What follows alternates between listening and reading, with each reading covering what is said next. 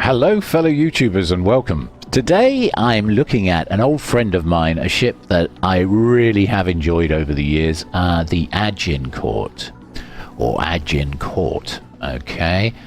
She's a Royal Navy First World War dreadnought in the classic design when, well, the empire that was Britain ruled the world, yes, rule Britannia.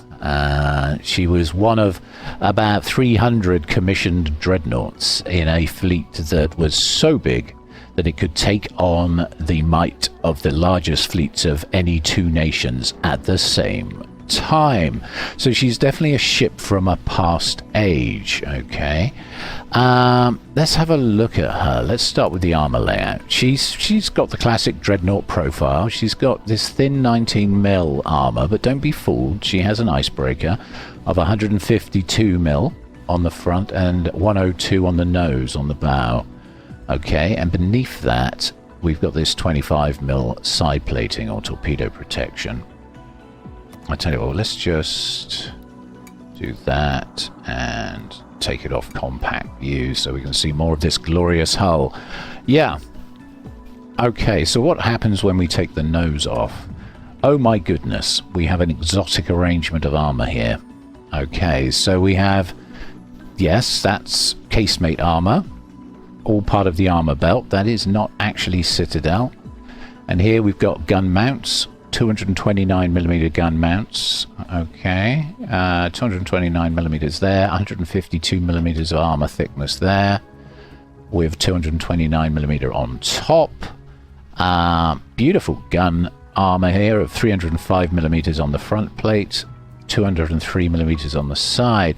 You can see there is a Citadel being protected here by a turtleback. And then below that, of course, more Citadel armor. So, yeah, okay, there is a weakness through the nose for plunging fire, but it's got to be a plunging fire shot, really. It's got to go deep to punch through this and get into the Citadel. So not the easiest ship to Citadel bows on. If we look at the side belt, we've got 229mm of side armor. And then if we look at the upper belt, we've got 152mm of armor on the upper belt. If we take the torpedo protection off to expose the Citadel, beneath that you can see we have Citadel armor, torpedo bulkhead armor, and then, yeah, you guessed it, more Citadel armor. So it's a pretty exotic armor profile, and it is as hard as nails. I don't recommend showing broadside, okay, because this casemate armor is only 229mm thick, so you're going to be offering up quite a considerable amount of penetration damage. Okay, but as you can see, the Citadel is buried, meaning it's going to take quite a lot to get to it. Yeah, so under there you need plunging fire, or you need to aim very low to the waterline to get those crucial Citadel shots. So very strong. What's the back armor look like? I know you're wondering. Again, another plate here. We just pan back a bit to 102mm of armor on the stern there, and then more torpedo bulkhead protection armor, Citadel armor. And then if we take the back off, yes, there's a potential weakness there. Okay, if we take the back off, you can see this chunk of Citadel armor here is potentially a weakness. So kiting away, yeah, not too advisable. But if we put all the armor back on, you can see that there's 152mm of armor protecting that Citadel, so not as weak as initially thought. Okay, so cutting away should be okay, should be fine, to be honest. You might get some plunging shells occasionally, you might get the odd weird result, but a very strong armor profile. And something that really stands out for me about the Agincourt is the superstructure.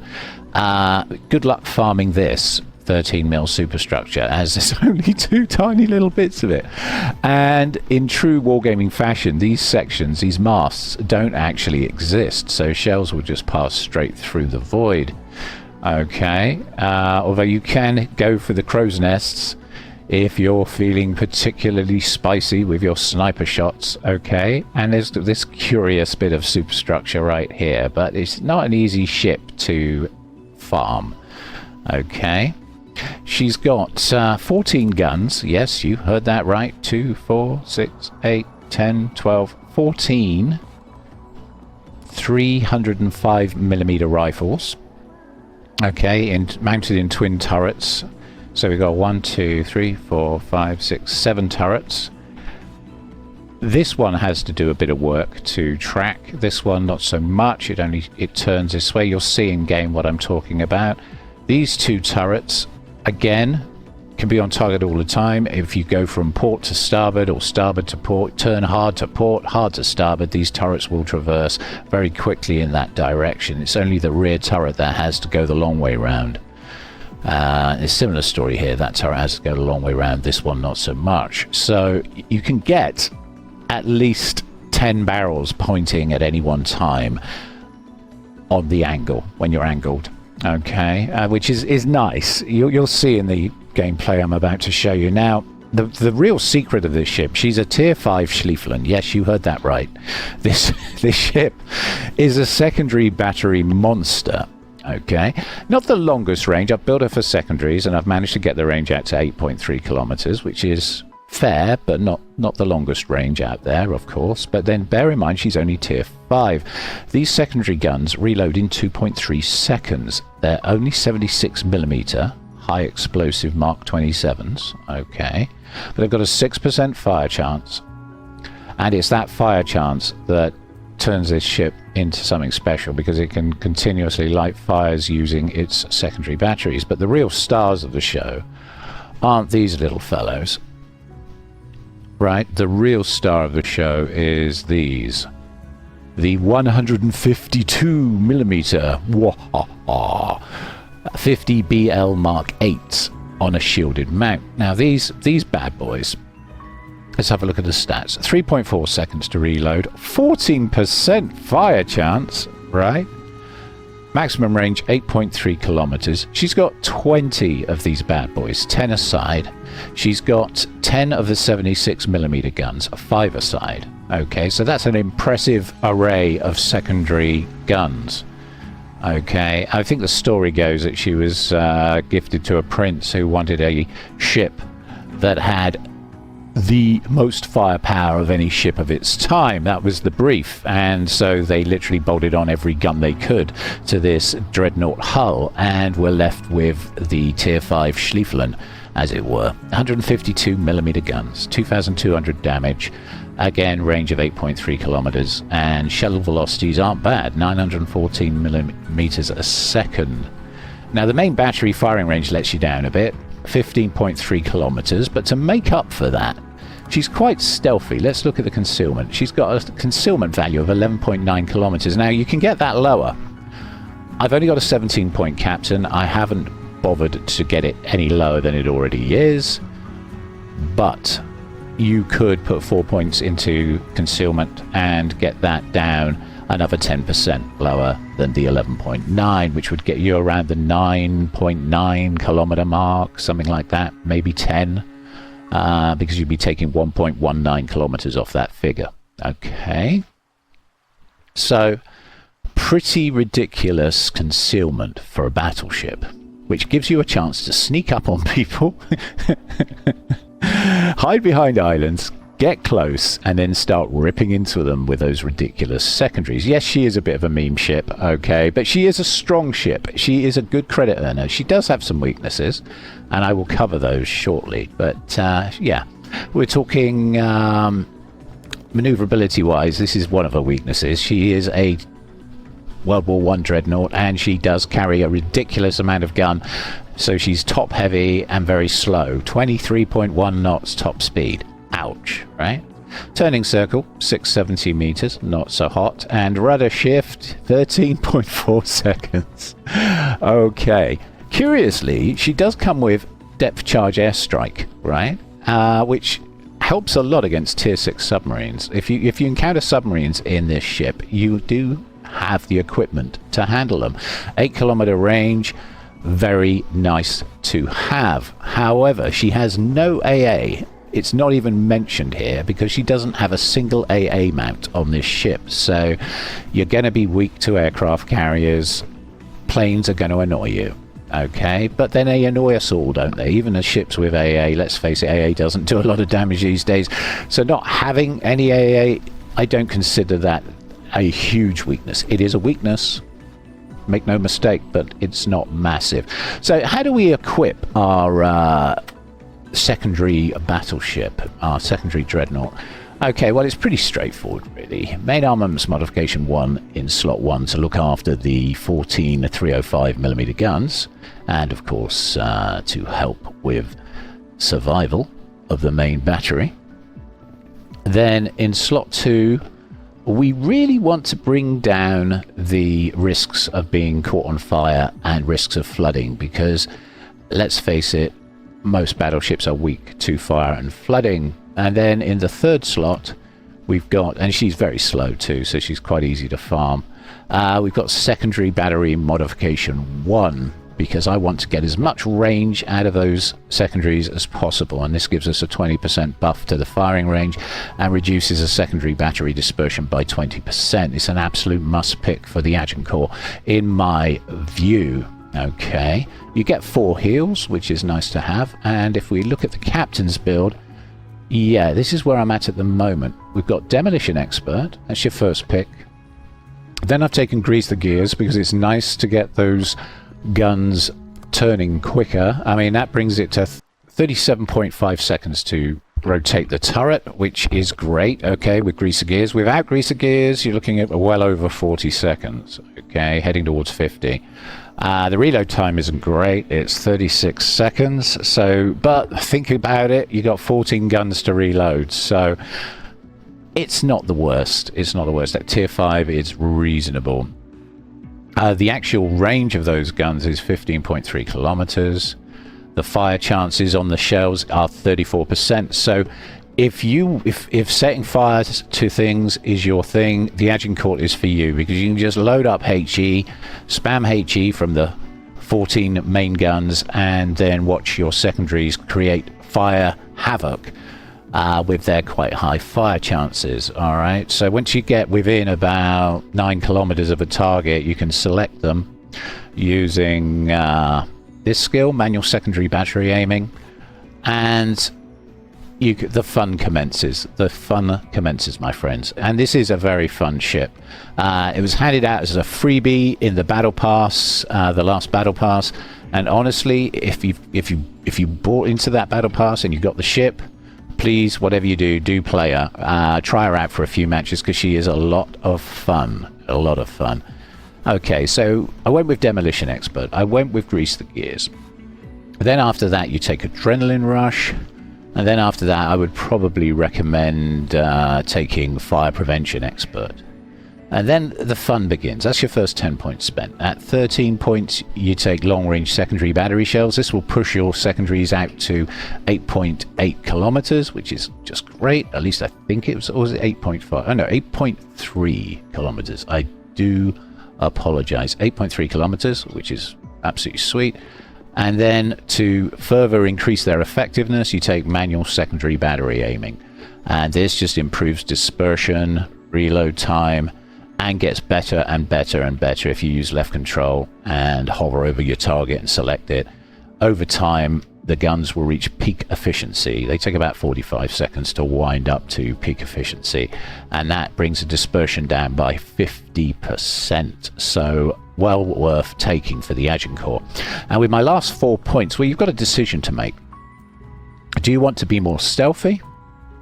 In which case you can take Concealment Expert. Or do you want to be more tanky? In which case take Emergency Repair Expert, okay, to get an extra heal. Those are my 2 choices. It really is down to individual playstyle and what you intend to do with your dreadnought. And without much more ado, let's take her for a spin. Okay, so today I find myself in the Agincourt. One of my viewers put in a request and said, is this ship only good for the memes? Well, no, it's actually a really, really, really fun ship. And memes be damned. Honestly, I'm so glad you requested this ship because she is a lot of fun. This is just a warm-up, so we'll see how it goes. If it doesn't go too well, don't worry, because I'll be doing a few more after this, purely because I love this ship. I kind of forgotten about her, and if I'm honest, she is hilarious. We got everyone got a free one of her in the last battle pass, but I've had this ship sitting in my dock for the last 2 years and have been using it every now and then when I want to basically get out of the tier 10 grind or the tier 9 grind and just let my hair down and go nuts. 14 305mm guns, people. Yep, 305mm guns, 14 of them. Dreadful dispersion, shotgun levels of dispersion, but who cares? 14 guns. Okay, yeah, in 7 turrets. Oh my god. The HE is strong, the AP is good. She's got 152mm secondaries. Yes, you heard that right. Not particularly long range secondaries, something like 8.3 kilometers. But she's also got to back those up some 76mm guns too. And they all fire HE, and they all cause fires very well. So decent fire chances. You get the idea, and you've noticed I've loaded HE in my main guns, so yeah, she's a bit of a wicked fire starter. She's all about burning things to bits and surprising people with her alarming quantities of secondaries. Now, when she's on tier, when you're playing on tier, you can absolutely tear into the enemy fleet if you can get close enough, and she does have good concealment. I mean, 11.9 kilometer conceal. Let's see if we can hit this Omaha. We're certainly going to give it a try anyway, but no promises. Look at that dispersion. Oh my god. Yeah, I needed to go slightly more to the right, and even then I think I might have hit with one extra shell. It's that bad. But we don't play this ship for the main guns. No, we play this ship for the secondaries. So see how that goes. Oh, there's a submarine here. Okay. She does have planes. She has no AA. Okay, no AA whatsoever. I'm going to try some volley fire with these guns, see if I can get better accuracy. Those look... Oh, yes, there you go. I say. A nice first blood there. And you can see exactly what I'm talking about. So, yeah, volley fire for the win, right? Firing them individually might give you better dispersion or better results than salvo fire, but I don't know. I'm just making this up as I go along. I've got ASW. I might not have AA, but I've got ASW. That's going to be a problem. Do you see the torps hitting the Graf Spey? This is going to be a short match for me if that ice gets hold of me. The problem with the ice is it's a classic Japanese battleship that has a hangar deck on the back with torpedo bombers, and they're very, very strong. A lot of people play them at these low tiers because basically you can really troll people hard with those torpedo bombers. So I hope I don't get trolled, but if I do, I do. Okay, can we get this sub? Oh yeah, we got him. Definitely, he's flooding out. Yeah. Oi! Graf Spey. That one was mine. Good grief. Honestly, I mean, I probably should have said to the Graf Spey player before the match, how much do you want to give me the frags, right? Paid for actors, right? Paid for actors. Okay, we'll go into cap. But that Omaha at the start. There's a Goupard on my right. I'm just putting secondaries on him now. I've focused him by pressing Control and clicking on him, and as you can see, there's a little A above his head. So he's being focused by my secondaries, and we're getting some casual hits into him. There's that awful shotgun dispersion. Oh god. And we miss with everything. You just can't make this shit up. Yeah, the secondaries are actually more accurate. Oh my goodness. Okay, he's quite low though, isn't he? He's quite low. Uh-oh. I think the ice has decided it's my time. Oh no, I was afraid this might happen. It's not an on-tier match, unfortunately. There are some tier 6s in it. Not a lot I can do about that. I'm turning away when I really should have turned in, but then the rudder shift on this ship is really awful, and I want to see if I can sink the Agincourt. Fortunately, the torpedo protection is quite strong. The ice only did us, what, 10k damage, so that could have been worse. Problem solved, sir. I don't know what our catch-a-lot's doing. Sailing underneath me, apparently. Okay. And there's our good friend the Agincourt again. And he's joined by the Iron Duke. Okay, actually got some hits on him this time. Now, another problem with this ship is that you have to sail pretty much flat broadside to get all the secondaries to work. Which means you take quite a pounding unless you have a friend in a destroyer that can smoke you up. You can see on the angle I can still get some of my secondaries in. It's not the end of the world, but if I want to take full advantage of every secondary, I have to literally sail broadside. Okay. Hitting the Iron Duke quite hard. Now I'm going to turn away. There's the Agincourt. And boom, we get hit super hard. Lots of pens. No citadels, but that was all pen damage from the Iron Duke. We're going to get the Agincourt. That would be funny. Oh, he's out of secondary range. But we got the Iron Duke. There you go. Like he was made out of paper. Unfortunately, my friend in the ice is back. Oh, God. And the rudder shift on this ship is dire. Absolutely dire. You're not going to dodge torpedo bombers. Really not a lot of point in me doing much here. Okay. Alright. Let's do another one. Let's do another. Okay, this time we're on Trident. I'm going to stay with it regardless. If I get sunk in this game early, I will stay till the end of the match just to see how it ends. Yeah.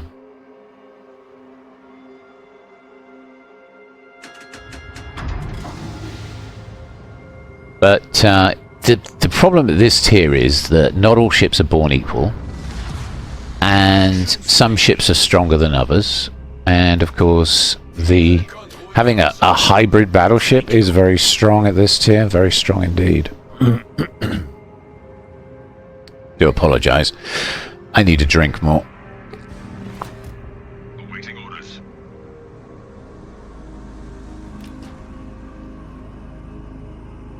So what we're going to do here is I'm going to sail up to the island at E5. F5, that island there. The one sandwiched between A and B. That's our eventual destination, because what I'd like to do is park this secondary nightmare as close to the caps as possible with a chance to cause mayhem. Yeah, the airstrike is incredible. 8-kilometer airstrike, right? Which means that our anti-submarine warfare suite is okay. It's very usable. Shame there's no subs in this particular battle, but there we are. 34% HE fire chance. The shell velocity on the AP is over 800 meters. That's why I was checking there. And the range, oh well, yeah, range. Let's not talk about the range of the main guns that much. I probably already have, but I'll mention it again. 15.3 kilometer range. Oh dear. No spotter plane either, so we can't increase that range. That said,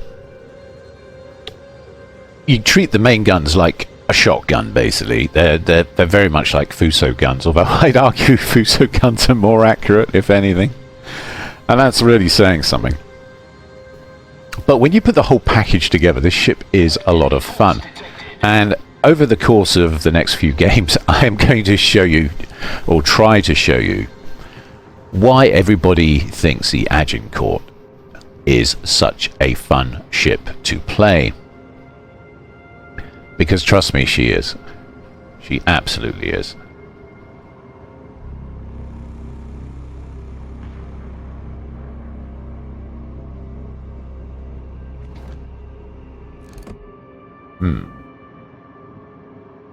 An Asian cruiser over there. He's slowed down and turned out, so no chance of any hits there. Sad face. Okay. Leipzig. Don't hit me, mate. Honestly, all we can do is a colossal 23 knots. I mean, it's an overgun ship. She had so many guns on her, the Agincourt, that it slowed her down considerably.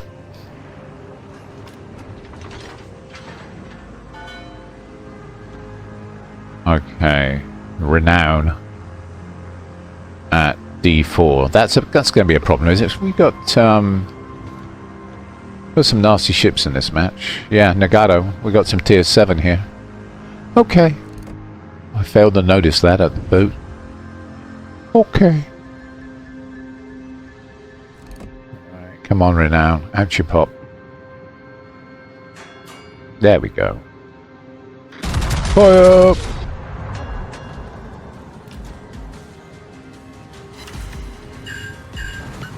Okay, lots of incapacitations. Oh yeah, this ship is great for farming incapacitations if you load HE. Absolutely great, due to the sheer number of guns and the AoE nature of high explosive rounds. So there we are. Try that again. Oh wait. Our friend in the Pan-Asian light cruiser's back. We like these. Stop turning.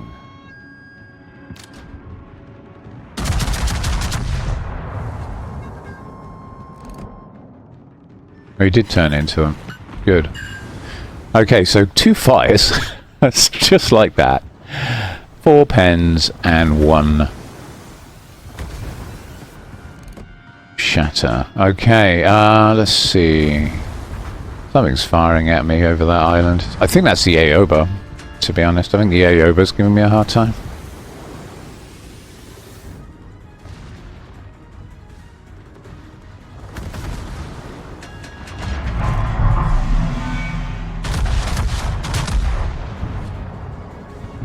Right, let's see if we can hit the Konigsberg with anything. Yep. Rudder. Steering gears. 5 pence. We're farming incapacitations hard. Okay, good. We're just out of secondary range, which is unfortunate. So, I have a plan. What we're going to do is sail around this island, incredibly slowly as it turns out, and ambush the Aoba. Yes, that Aoba that's camping behind the island up there and seems to be reversing at the moment from our nicer now. Problem solved, sir. Because it looks to me like the fleet on my flank are about to push up into we've got a Colorado there, a Molotov, an Omaha, a Gneisenau, and a Mahan. And we only seem to have 2 enemy ships to deal with. The Konigsberg and the Aoba. Oh, hello. There's a Revolutia there. The Russian Revolutia battleship. Yeah, now that's a nasty battleship too. It's a good premium. Great main guns. Really solid ship.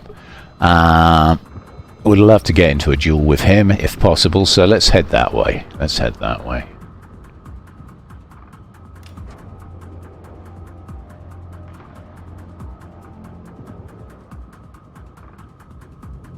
Oh god, this is slow. What are we doing? 18 knots. 18 knots, oh god. Of course, the second you turn or steer the ship, you lose about 5 knots. You go from 23 knots to 18. Oh dear god. There's the Aoba, but unfortunately he's quite low. I'm hoping to hit him before he gets destroyed, but looks like the enemy, our team, yeah, we got secondaries on him. Are we getting our secondaries on the Aoba? Yeah. There we go. See if we can secondary him down. Oh, come on. Oh, man. I was hoping for a close quarters expert there, but never mind. Okay. Revolution it is.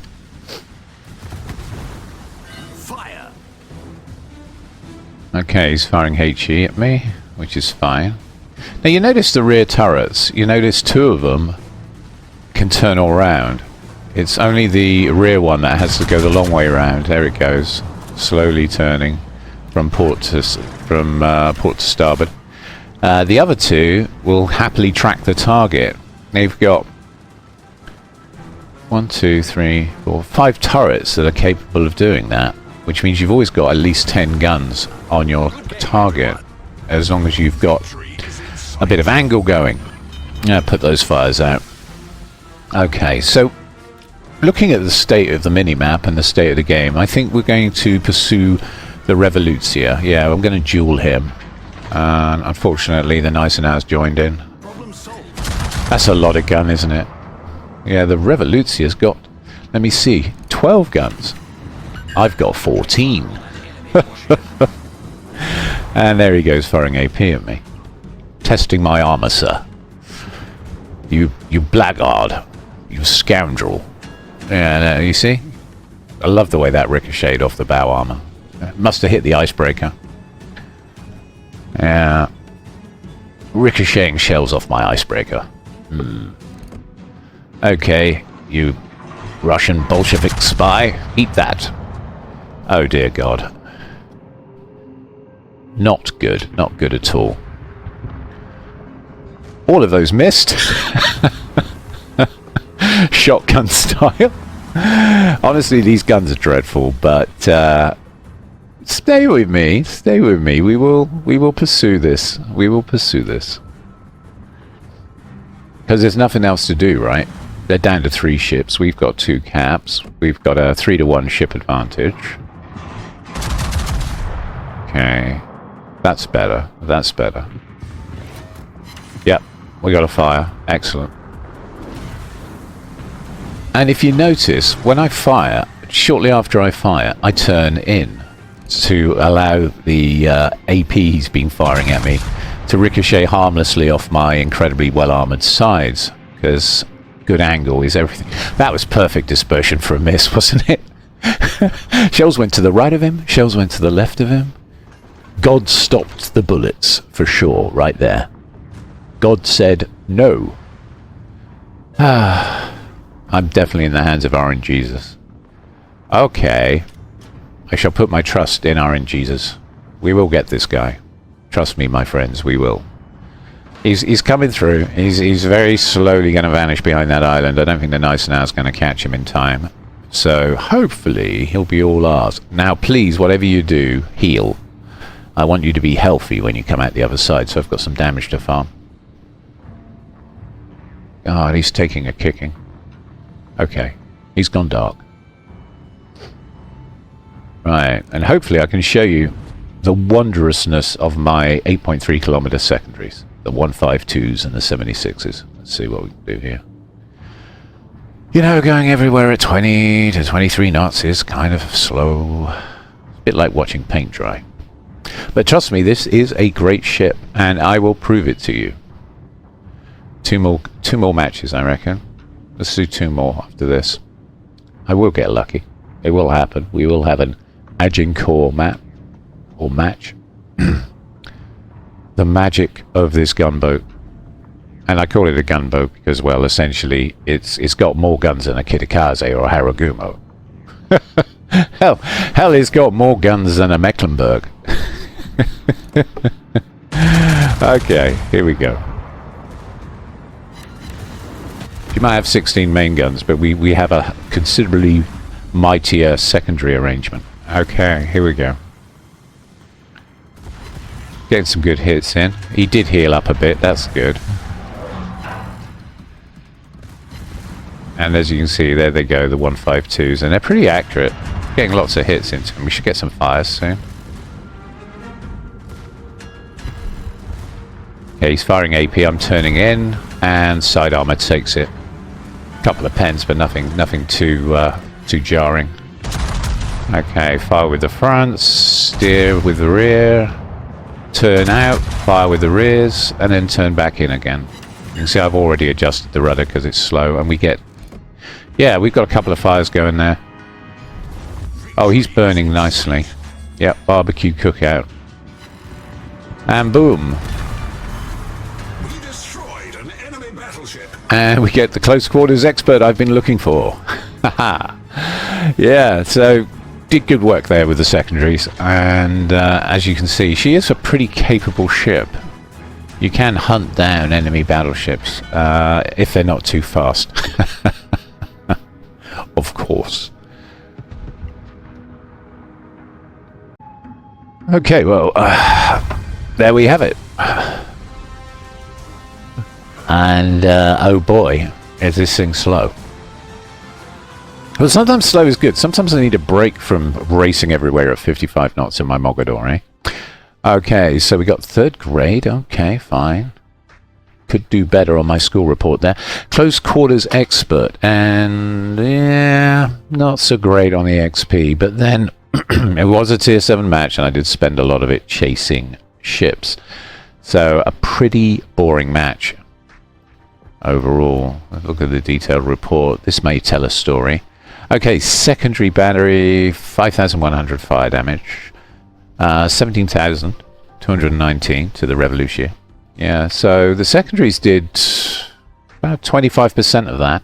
7,260 to the Renown from the main battery.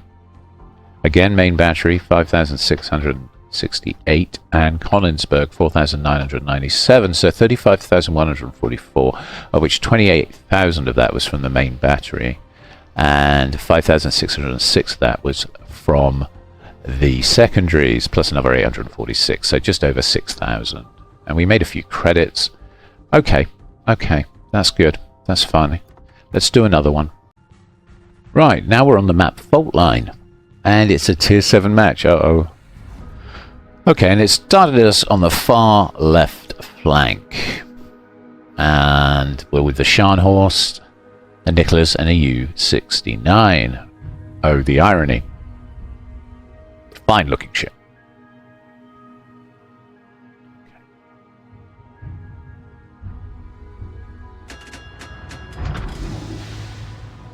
And same as before, I want to take full advantage of the secondaries. So we're going to go and hide behind the island in front of us, which will allow us to get really close to the enemy fleet. Now, unfortunately, there's going to be a submarine on this flank. Standing by for instructions, over. Thank you. But we do have an anti-submarine warfare suite. But of course, it's going to be a tier 6 submarine. There's going to be a lot of tier 6 and 7 ships about. So the Agincourt really excels when she's top tier. That's her sweet spot. But you can do well in tier 7 matches. But you've got to play a somewhat cagier game. You have to be careful, in other words. Cautious. Pick your moment to shine. And pick it well. Rather like a certain German tier 10 secondary battleship. The Schlieffen. Very similar kind of thing. Except unlike the Schlieffen, we don't get torpedoes. Boo hiss. I mean, if you look at the shape of her, she is essentially a World War I dreadnought. Royal Navy dreadnought too. Yes. Hence the name Agincourt. Yes, because we do like gin. Apparently. I'm quite keen on the stuff, I must admit.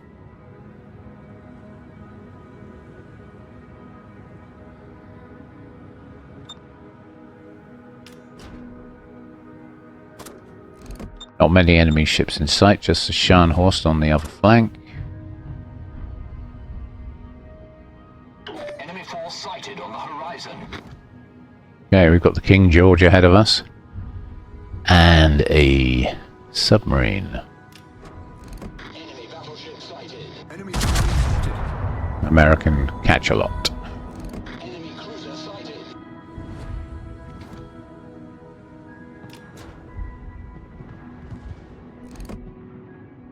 Torpedoes dead ahead. Torpedoes to port. Torpedoes dead ahead. Torpedoes to port.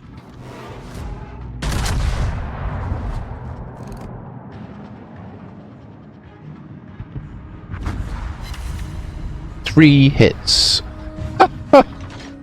Honestly, I only fired 4 shells and I get 3 pens and a ricochet and a fire on a destroyer moving fast. That's incredible.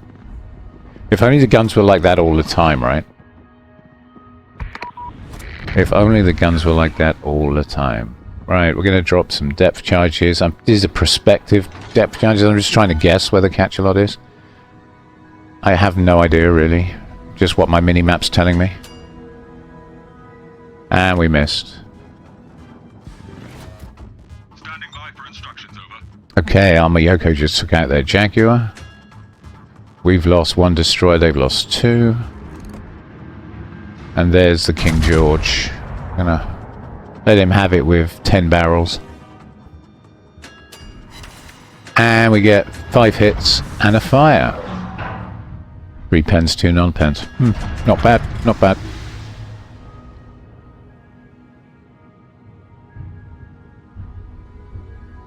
Do you see what I'm doing? I'm hovering around this island. Our Scharnhorst is burning. He committed a little. He pushed too soon. It's a common failing with secondary battleships.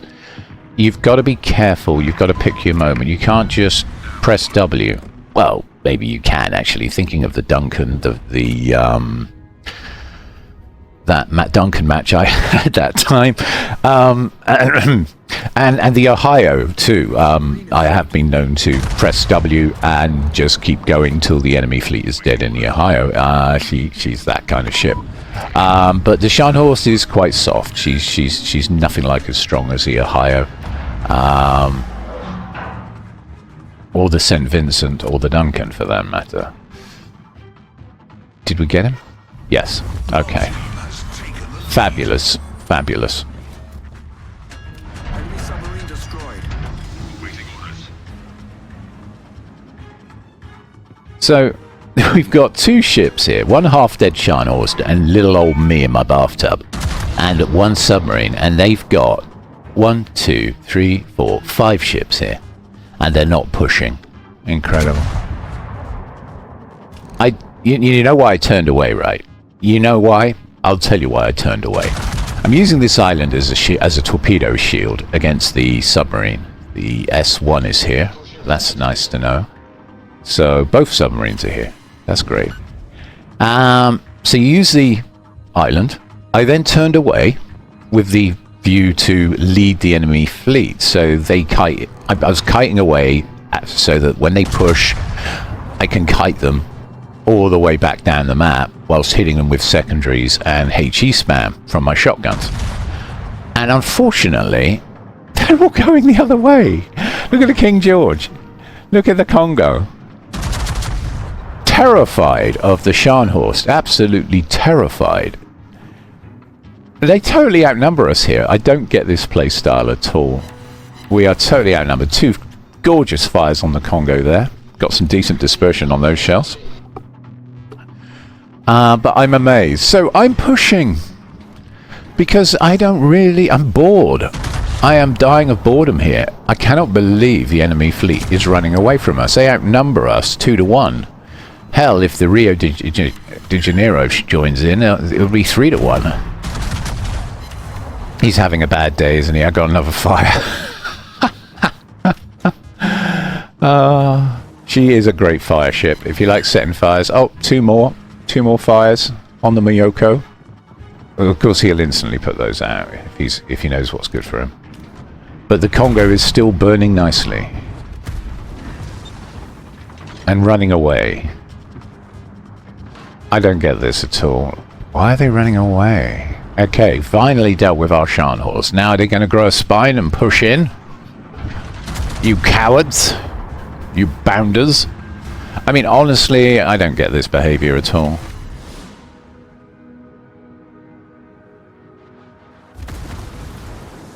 It's me that should be kiting away right now. And they should be pushing for the cap. I mean, we've got 2 caps. Let's see if we can make it 3. Oh, I took a bit of fire there. That hurt. And, of course, we got another fire down. How many fires is that? 9 fires so far. I love this ship. I really do. Oh, hello S1. Going backwards. Okay, yeah, we'll reverse into that, please.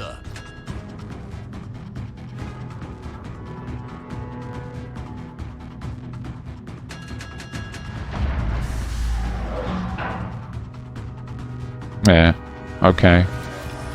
Don't then.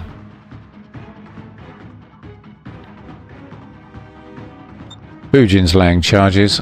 Just looking for oil. There we go. Sub sign. I could do with another oil marker, just to give me some idea of these course and speed. But one thing submarines sometimes do is just stay in the same spot. Oh, he went right. Okay, so those aren't going to do much. Yeah, so he's heading that way, I guess. Enemy battleship detected. Enemy cruiser sighted. Awaiting orders.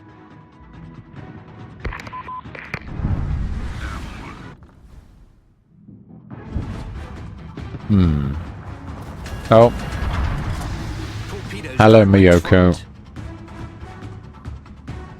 And destroy try to torpedo me. Okay. Standing by for instructions, over. Fire. But their S1's down.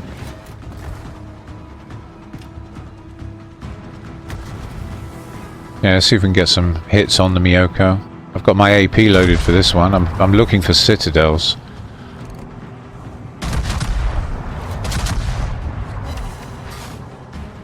$810 overpen. There it is. There it is. Unfortunately, he slowed it right down and turned in. Astern. But I still got a citadel. I'm happy with that. I'm happy with that. I mean, Miyoko's a tier 7 ship. He really wants to die, doesn't he?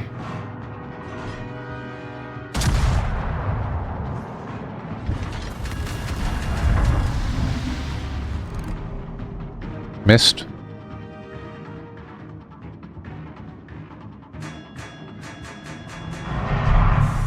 Try there. That dispersion is dreadful. How is he not dead? How is he not? He had 4k health left, and I did him 4k damage. I guess he's on about 200 health or something stupid, and now, of course, I'm out of line of sight. Torpedoes astern. And torpedoes incoming. What's smoked up behind me? Destroyer smoked up behind me. That must be the Mastral, surely. Yeah, there he is.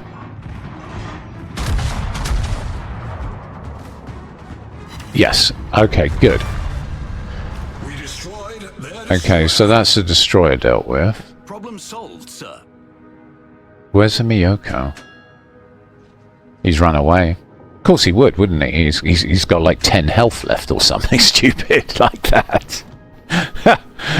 Oh my god. Okay, there's a Rio de Janeiro. Uh-oh. This is going to hurt. Rio de Janeiro has lots and lots of gun. Here's another classic dreadnought. And more torpedoes. These must be Miyoko torps. Oh well. Let's have a look. Yeah, Miyoko got me after all of that. What a game. I didn't really get to use the secondaries much there, did I? I got like 12 hits on the Rio. And that's about it. Okay. But reasonable damage, 88,491. And what a strange game. What a strange game.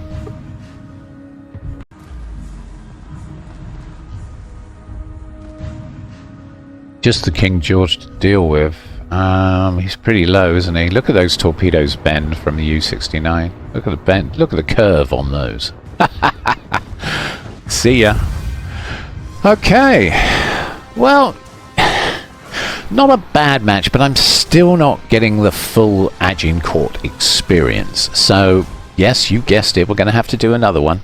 Oh, I moved up a rating, though. Yes, okay. I'm now in the top 20% of players that play this ship, which is something, I guess, having not played her for about a year. But, yeah, okay. Yeah, reasonable. Heading up the charts. There's only one way from here, isn't it? Up. The Cachalot 609. That's a good spread of damage across there. 15k on the Rio. 88,492 total. 54,000 from the main battery. 33,199 fires from the secondaries and the main battery, of course. There's a bit of both going on there, but it was mostly main battery fire chance on those, if I'm honest.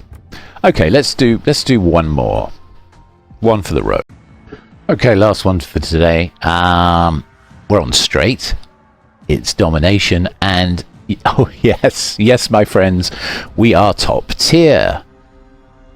Now this is where the Agincourt suddenly becomes a real menace. I mean, she is pretty much a menace anyway. I mean, to be honest, who thought, I know, let's make a tier 5 Schliefflen, because that's essentially what we've got here. Honestly, with the 152mm secondaries, backed up with the 76mm secondaries, and 14 305mm guns. Thank you. Standing by for A classic World War I dreadnought, albeit a slightly upgunned version. Okay, someone's laying smoke on the enemy team, heading towards us at a rapid rate. It's all very close quarters on straight, which is great. That suits up my ship perfectly. Absolutely perfectly.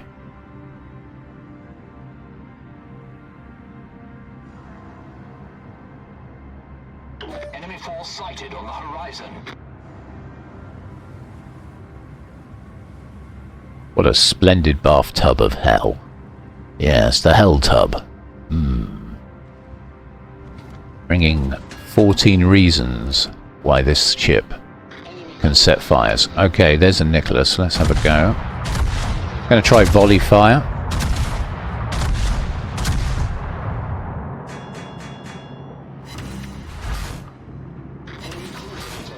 Not bad, not bad. 3 over pens, 1 pen.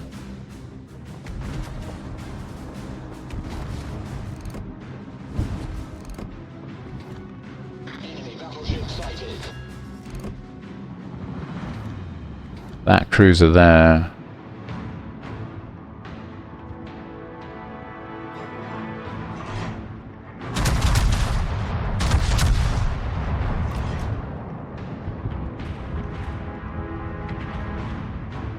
I swear to God those shells went over the top. I didn't aim low enough, did I? Okay, let's try there and let's try volley fire.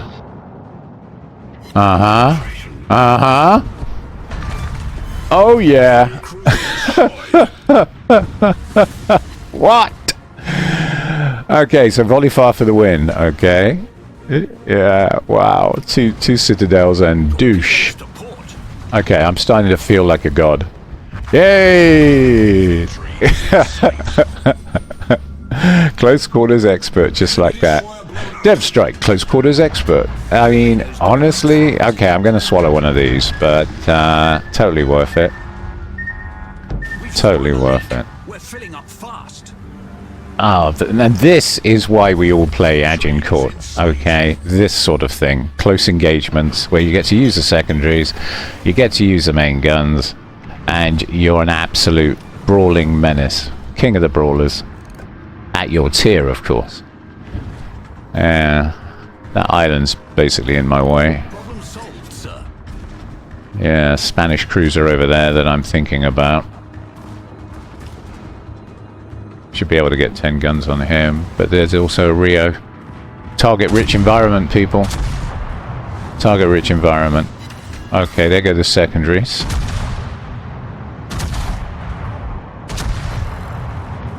Got a fire on the Gamgut.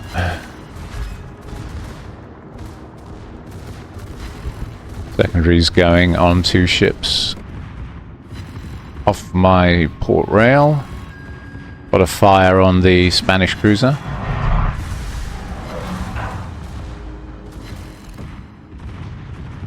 Okay, look at those secondaries go.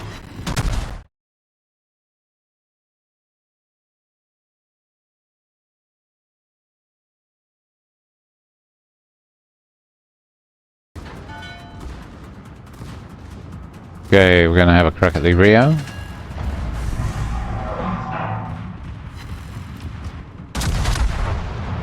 Try a salvo. Oh yeah, hit him pretty hard.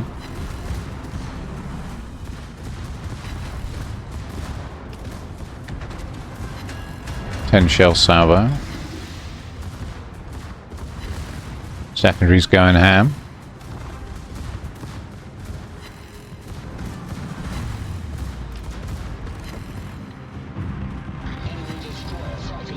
Come on. Come on. That should do it. Yep. And we win. Just like that. That was a bit short and sweet. 4 ships sunk. And if the match had gone on for longer, I reckon we could have easily got a Kraken there. This ship is amazing. Absolutely amazing. I love this ship so much. Okay, yeah, 3rd grade. But it was a very short match, unfortunately. Dev Strike, Close Quarters Expert, and 4 ships sunk. No arguments there. Now, I feel like I've had the full Agincourt experience. I hope you guys have too, and I hope you enjoyed the video as much as I have playing this ship. Let's have a look at the detail report. Okay, we got 23,794 in the Rio de Janeiro. 7,777 of that was secondary fire. 18,000 on the Dunedin. 18,200. 10,000 on the Almirante Caravera. So very nice too. 5,965 on the Nicholas with the AP. And the secondaries did 2,725 of that. I didn't notice that. Wow. 5,811 on the Gangut. So 63,773 total damage. 46,000 of that was from the main battery, of which that was all AP, and 16,000 from the secondary shells. Okay. But it's such a short match, I only did 1,431 fire damage. Oh my goodness. My name's Lone Gun, and this has been the Agincourt Royal Navy World War I Dreadnought. I hope you've enjoyed the video as much as I have making it, and if you did, don't forget to like and subscribe. Thank you all very much for watching. Thank you.